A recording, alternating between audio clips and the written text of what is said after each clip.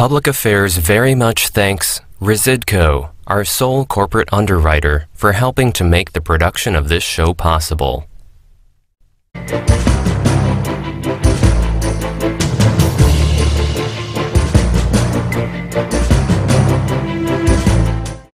We're taxed too much. Okay. That's one of the reasons people are leaving. And we're taxed too much because our liabilities are too high. So if I bring the liabilities down to a more reasonable level, you can also lower the tax cost. And if you lower the tax cost, the whole goal ultimately is to make Illinois a great place for someone to move. Make Illinois a great place for people to live. Have the government be focused on helping people achieve their dreams instead of being there just to raise money to pay pensions for government workers. It is such a dreary belief they have. Their vision of government in the state is kind of this weird, dreary, shakedown scheme where I'm supposed to pay people not to work starting in the mid-50s at rates that are well in excess of the average income of the typical working Illinoisan. So Richard Porter, are you running? Are you running for governor of the state of Illinois? Well, I think it'd be a great adventure, but it's something I got to sell internally in my household, and I'm looking at it, and I'll be thinking about it over the course of the spring, and I'll be doing the things you need to do if you decide to run. But I won't be deciding until the summer whether or not I'll be running. Okay. So how likely is it now? I think it's a jump ball, 50-50. And that jump ball, usually it goes, what are you, 6'2", I'm 6'3"? Yeah. So it goes whoever wants the ball more. Relative to people in this room, you got the advantage. Right. If you were in the pros, I don't know, 6'2" is No, not. that's right. Look, if someone Okay. at 6'6" comes in, then they'll get the ball. Okay. Oh, but seriously, what does it depend on, this jump ball? What are the factors that will help you decide whether you should run for governor of the state of Illinois? I want to see who else is running, who else is going to come to the podium and put their ideas forward, and I also want to see sort of what the lay of the land is, see how things develop with Congress this year, what kind of bailout Illinois gets, and how the governor continues to do his job. And so I think with all those factors and some family factors, I'll make a decision in the summertime whether to go for it and whether I think it makes sense to try to sell some of my ideas. So you are somebody, if people are trying to get their arms around you, the temptation is to say, and I'm sure other interviewers will say this, Richard Porter, 61, partner at Kirkland & Ellis. It kind of misses who you are, right? Well, yeah. You tell me in a nutshell who you are. So I'm a guy that was born and raised in New York. I went to college in Vermont. I came to Illinois for opportunity. I came for law school in Chicago. I went and I clerked for a judge here in Chicago. And then when I went to D.C., I had an opportunity to work with the President George H.W. Bush, in a number of capacities. When that administration came to an end, I made a decision. Do I go home to New York or home to Chicago? And I chose Chicago. I chose Chicago because of the opportunities that it presented being here. It was a city that was livable. It was a city that was safe. It was a city that provided the opportunities that New York did, but at a lower cost. And so it was an easy decision in the end. And I've been here for 30 years now. 30 years. And folks, I just want to remind you, I didn't do it at the beginning as I usually would. If you like this, if you like it so far, and if you like what you're going to hear, remember, if you're watching it on cable, still go online, go to YouTube and wherever, find our show on youtube.com/IllinoisChannelTv. And remember to like us, and remember to give us a comment. That's just important. And remember to stay through the whole thing, because I promise you, you will be so happy to learn what you're going to learn in the last few minutes of the show. So 30 years in Illinois. And, yeah. 30 years in Illinois, but 30 years, and you moved to the North Shore? Yep. So you've been in Kenilworth, you've been I've been in a Mecca, suburban you've been guy. in Northfield. Yeah, Northfield now. But you've been working downtown Working all that time downtown. in the Chicago Loop at Kirkland & Ellis. Yep. I keep trying to remember the number now. How many total attorneys roughly are there worldwide? Gosh, I don't even know anymore. Okay. It's probably 2,000. 17 locations or 27? I don't remember. Gosh, good for you. I would say a dozen, but I'm not sure. So it is a international It's a global firm. Yeah, it is really, it's become, over the course of the time I've been there, the top firm in the world. It's really a remarkable thing, and it's Chicago-based. So the important thing is it has helped shape you. Yeah. Would that be fair? Absolutely. How has it shaped you in terms of, in terms of politics? How has the fact that you are a partner now, and you have been so for, 20 years, equity partner? Sure. Mm-hmm. Actually, you did this, and it's unusual. People would know this. if you follow the legal profession. You became a partner there after you came to the firm in, what, 2.5 years? 2.5 years, That's like a meteoric It was rise. a lot of work, a lot of all-nighters. Okay, so how has it affected your political understanding, outlook, et cetera?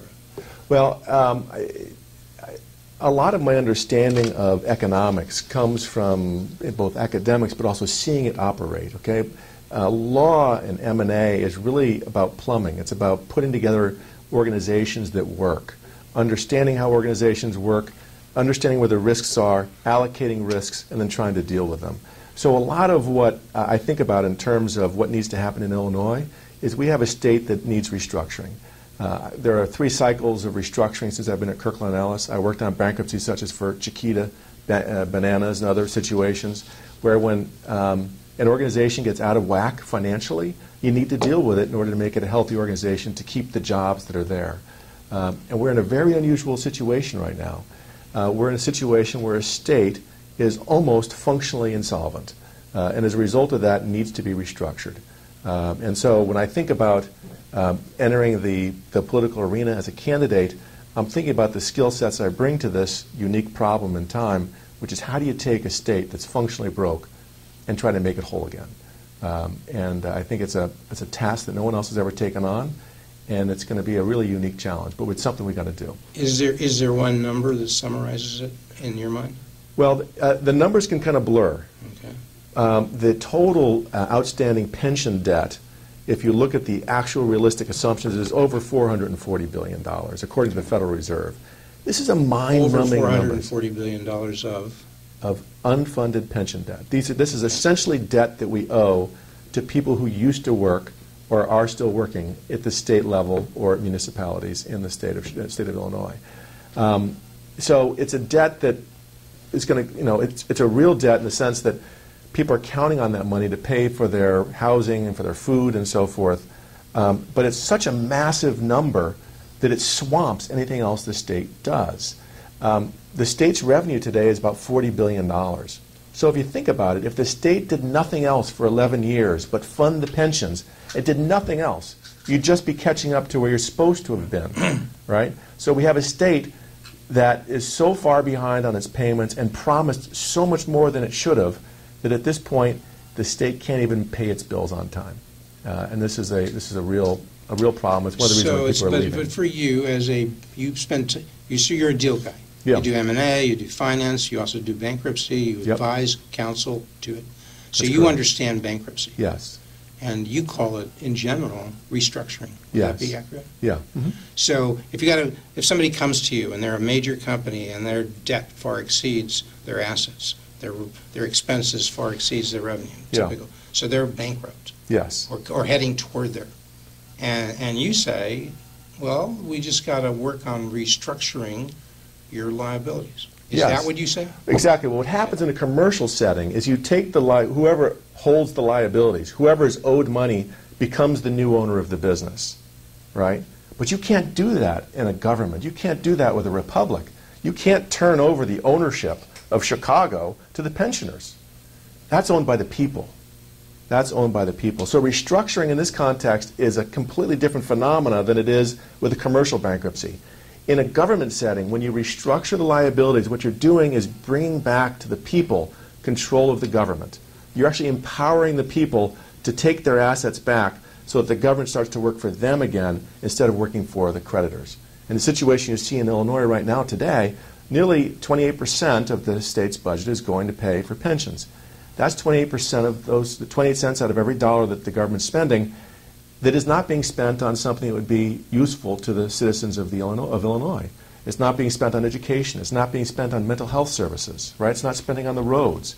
It's being spent to pay someone not to work, starting in their mid-50s. They can move to Phoenix, they can move to Las Vegas or Florida, but we're paying them not to work starting in their mid-50s at a very high rate. Can you just say, well, okay, these creditors are not going to be able to collect everything because of what you've just described. It's way too much to say we'll just raise taxes. You couldn't possibly handle it that way, right? Right. People are free to move. Okay. And so we see that. People move. Right. And so a tax is only an offer to people where they live. It's an offer to say, hey, if you stay here, this is what it'll cost you. If you say to someone it's going to cost too much, what do? They leave. And that's what we're finding. That's what we're finding today. How long has that been going on? It's been going on for 8 years. Over the last 10 years, we've lost, I think it's 250,000 people. The trend is accelerating. Where do they go? They're going to states, they're going to neighboring states. They're going to Indiana, they're going to Wisconsin, they're going to Missouri, but they're also going to Florida and Texas and Tennessee.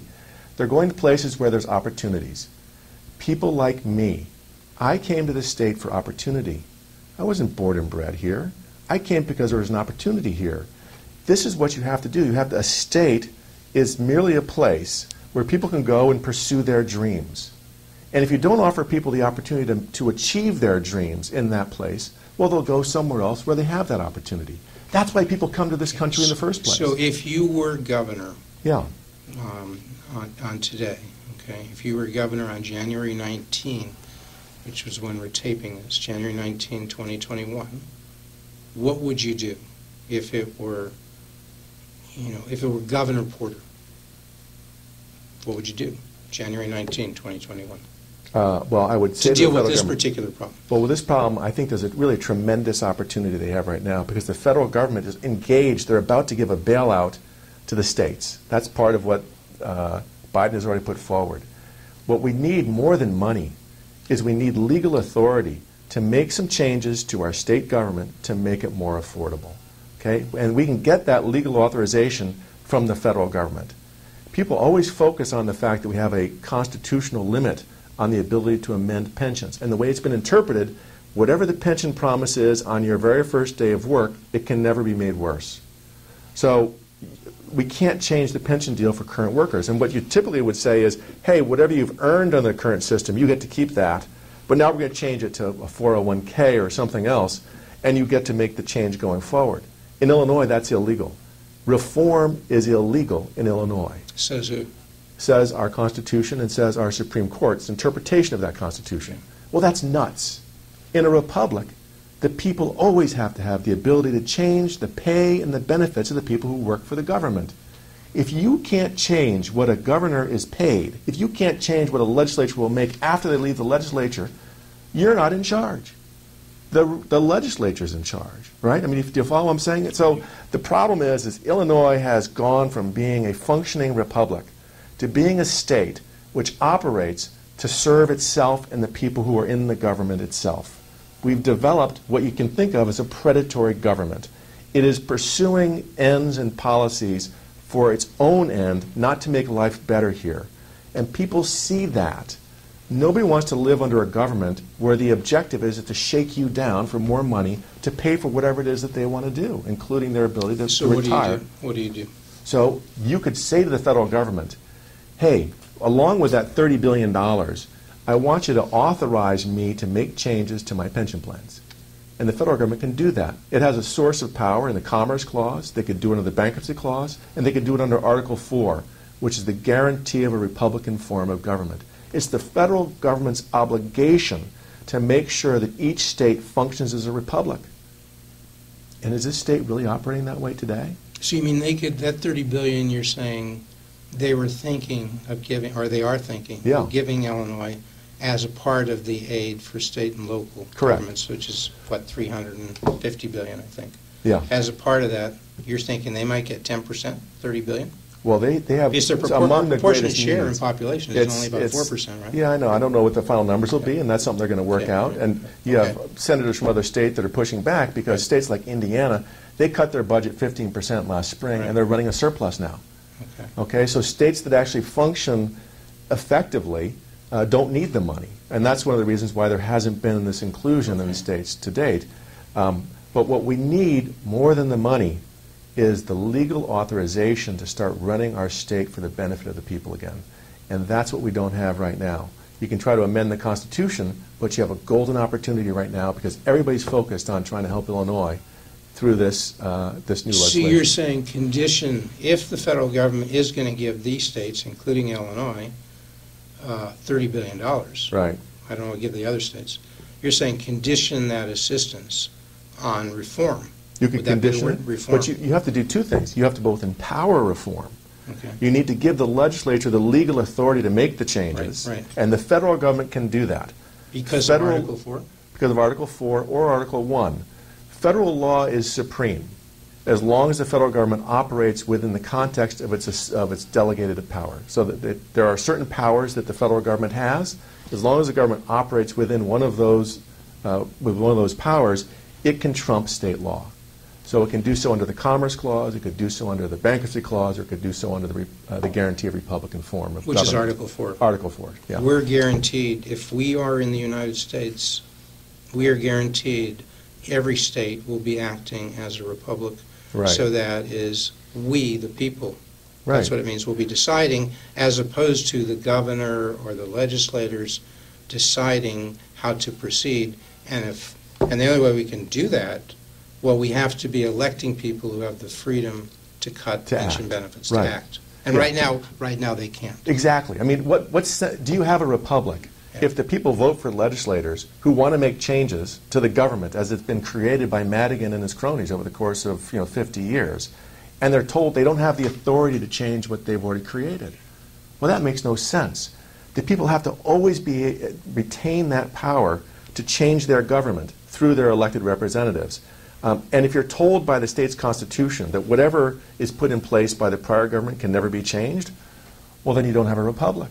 Okay. That means the people who are in the government are in control, not the people themselves. So, and that's your point. I've read some of your other things where you've spoken or written about this. This is like the olden days where you had an empire, yeah. and you would go to the people and tax them to give to the military to enforce your empire. Exactly. Except now we give it to the people who are the employees. Well, the foot soldiers. The foot soldiers are the employees. Are the employees. The state employees. The state employees, and that does comprise the source of the employees, power. they are. The city employees. Yeah, yeah. This is the Illinois model of governance. What the Democratic Party did is align with the public employee unions and say to them, we'll keep on offering you a better deal than anyone else would if you stick with us and get us in power. Okay. And so you had this alliance between the public employee unions and the Democratic Party, where the public employee unions provided the foot soldiers of that party, okay? And that's what the machine is built on, is that alliance between the party and the government itself. And what's happened over the course of 50 years is now they've promised so much, pensions, well into the six figures for folks, that the government can almost not afford to do anything else. You have some areas such as Harvey where they're firing police officers who are providing safety today in order to pay people who have retired 10 or 15 years ago. So the government no longer is functioning as a body that's serving the people. Lincoln said this so elegantly at Gettysburg, that this is government of the people, by the people, for the people, right? That's what we're missing in Illinois, is that power to make the government responsive to the needs of the people today. And one of the things we need to do is take government back by restructuring the liabilities and restructuring the government itself. So this would be preferable, in your view, to trying to amend the Illinois Constitution, which some people suggest, because why? Why is this Article 4 or supremacy or a Commerce Clause, why is this preferable to just the legislature passing an amendment, putting on the ballot, do we want to amend the Constitution to allow us to cut pension benefits? It's logistically easier. Okay. They're going to be voting on a bailout program anyway. So they're already considering this. All I got to do is convince that body to give me the authority to act, and then I can move on. It's a shorter process. I can get it done this spring, and we could immediately start making changes to this government to make it work better. So this would just have to be legislation, federal legislation that would be passed by the House, passed by the Senate, and signed by, in a day or two, it'll be President Biden. Yeah. Yep.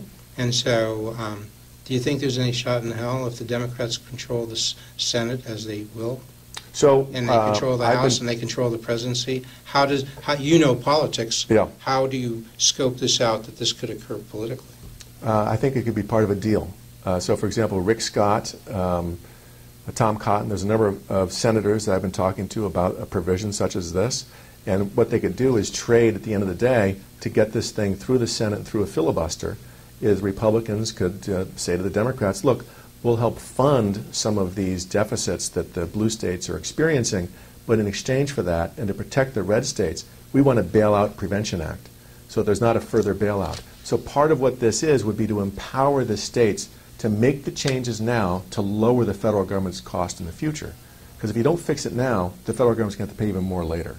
So I could see this as part of a bargain that could be struck between the Democrats and Republicans in the Senate to move it out of the Senate to avoid a filibuster. Now, whether it'll happen or not, I think what else might they try to get in there? I've been trying to make this more of a priority with some of the Republican senators. But at some point, the federal government sees this coming. This was part of what they've been debating for years. They saw this when they did the Puerto Rico bailout. They know Illinois is insolvent. Illinois is the only state that came and hit the Federal Reserve's line to borrow money because they can't go to Wall Street and borrow at a reasonable cost. They can't borrow at a reasonable cost because people on Wall Street get it. They're never going to get repaid. They're not going to get repaid.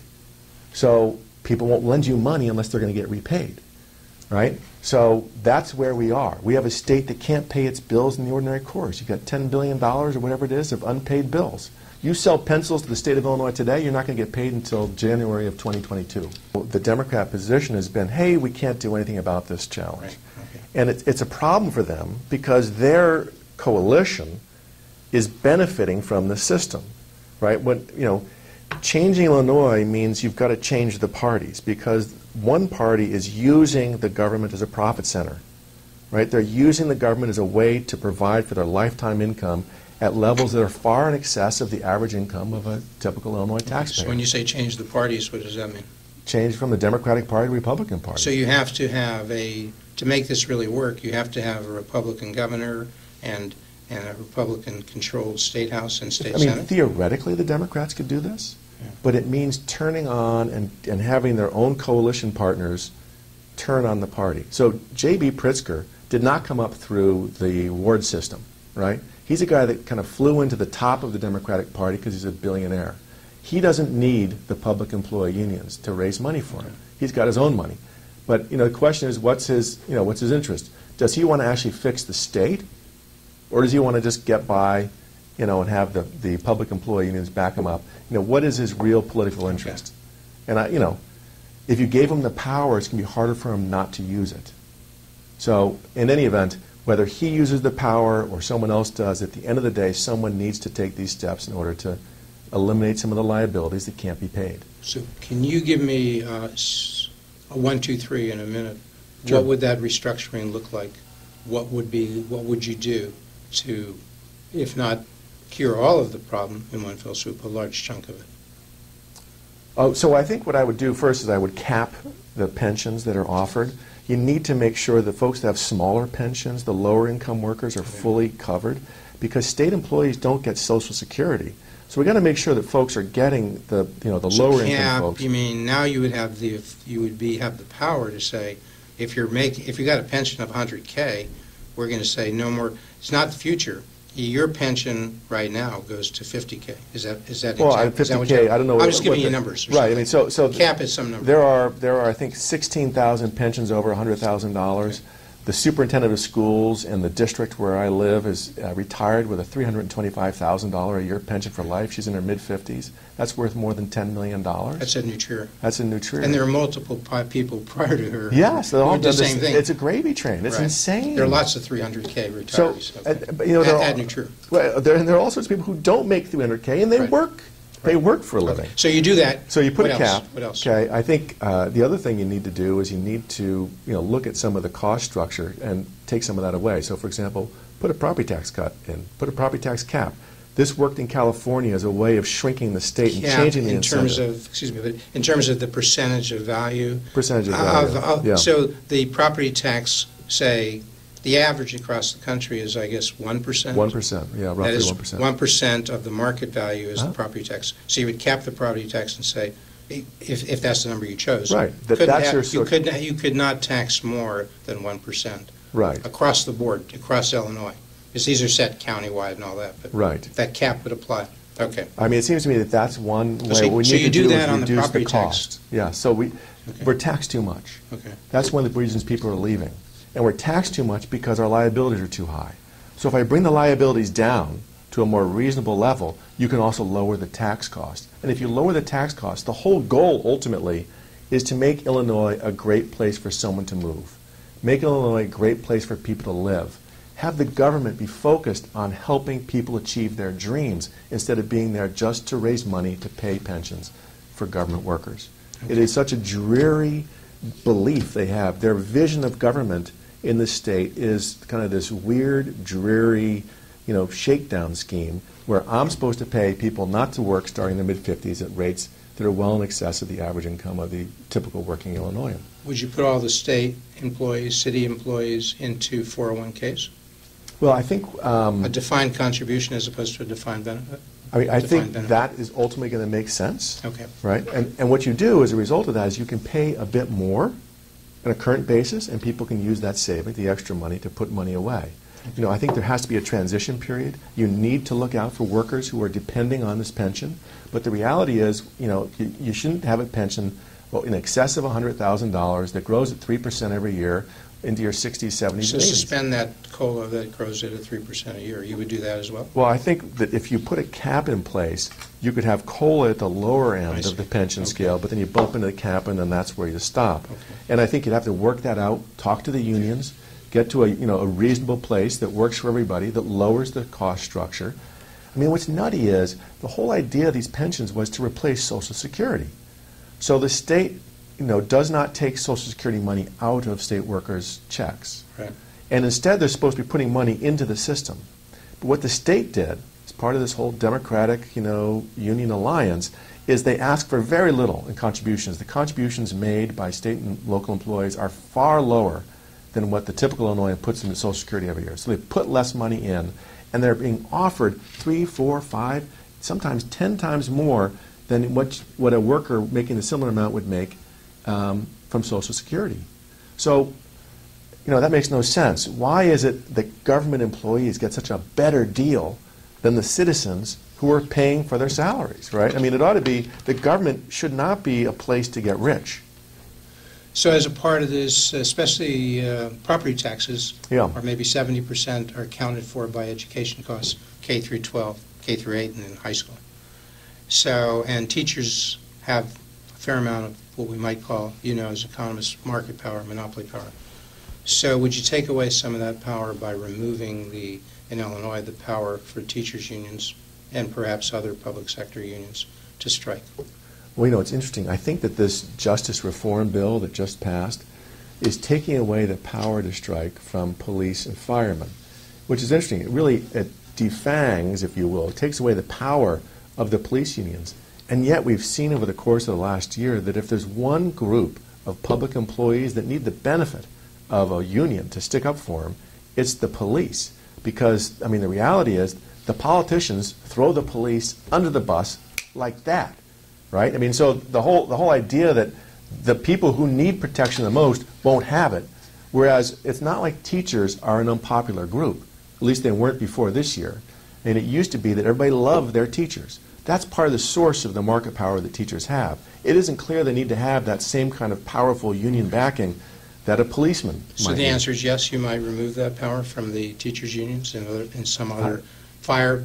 Well, it sounds like you wouldn't do it to police, you wouldn't do it to fire, but you would for the teachers' unions? I think, it depends on what you can work out with the unions. I think part of what this whole thing has to be, there has to be some cooperation with this. I think it's clearly a problem. If you lower the cost structure, that's, even if you cut back on the revenue because you've cut back on property taxes, but you also lowered the costs that the schools are paying, it might actually net out benefiting the school system. In Wisconsin, we saw that. But how do you lower the costs? By allowing people to modify the pensions. Oh, so the salary, including pensions, is going down because the salary, the personnel costs are the large part of those costs. And also, so by cutting those pension costs, you're saying you can cut the local unit costs and their property taxes without sacrificing quality of education. Right. That triggers a restructuring all up and down the system to refocus away from providing funding for pensions and instead focus on providing services to people. That's the real goal here, is to bring the government back and give it back to the people. Thank you so much. Richard Porter, possible candidate for governor in March, in the Republican primary in March of 2022. We'll see. Thanks so much, Richard.